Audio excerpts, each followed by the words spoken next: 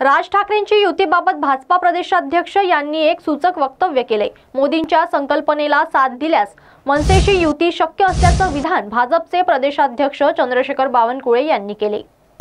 केंद्रीय parliamentary board याबाबतचा निर्णय घेणार आहे। मागच्या वेळी आम्ही 25 जागा लढवल्या होत्या, त्या आमच्याकडे आहेत आणि बाकी महायुतीची बोलणी चालू आहे आणि 7-8 जागेबद्दल पुन्हा एकदा चर्चा होईल आणि चर्चा करून आमचं केंद्रीय नेतृत्व अंतिम यादी प्रसारित करेल। लवकरच हा निर्णय होईल।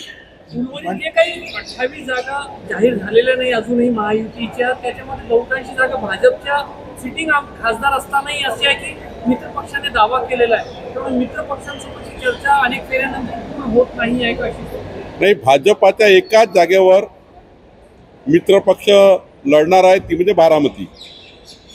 बाकी जागा तर आमच्याच त्या ठिकाणी आहे, सिटिंग आहे, त्यामुळं त्याचा प्रश्नच येत नाही। उर्वरित ज्या जागा आहे त्या जागावर काही आपले एकनाथजी शिंदे साहेब, अजितदादा आणि अशी चर्चा सुरू आहे। मला वाटतं जागा या सन्मानपूर्वक असतील, कुणी दुखावणार नाही या पद्धतीचं महायुतीचं समीकरण असेल आणि चांगल्या पद्धतीने महायुती समीकरण तयार करून येणाऱ्या लोकसभेमध्ये मोदीजींच्या नेतृत्वामध्ये 45+ जागा आत्मविश्वासाने आम्ही जिंकू। आम्हाला त्या ठिकाणी अहंकार नाही आहे, आत्मविश्वास आहे।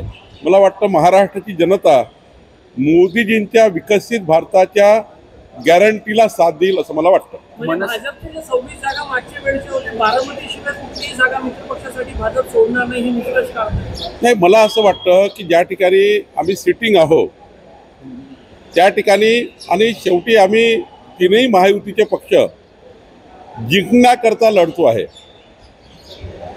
यावर 1-2 जागा मला माहिती नाही काय होईल, पण केंद्रीय पार्लमेंटरी बोर्ड आणि महायुतीचे आम्ही सर्व नेते बसू, महाराष्ट्रामध्ये आम्ही सर्व एकत्रित बसून आमचं वरिष्ठ नेतृत्व निर्णय करेल। पण साधारणतः एकनाथ शिंदेजी ज्या जिंकतील त्यांना गेल्या पाहिजे, अजितदादा जिंकतील त्यांना गेल्या पाहिजे आणि आम्ही जिंकत असू ते आम्ही घेतल्या पाहिजे। शेवटी जिंकण्याकरता, शेवटी राजकारणामध्ये निवडणूक जी असतं ती जिंकण्याकरता असतं आणि त्यामुळं जिंकण्याचा फॉर्म्युला असणार आहे।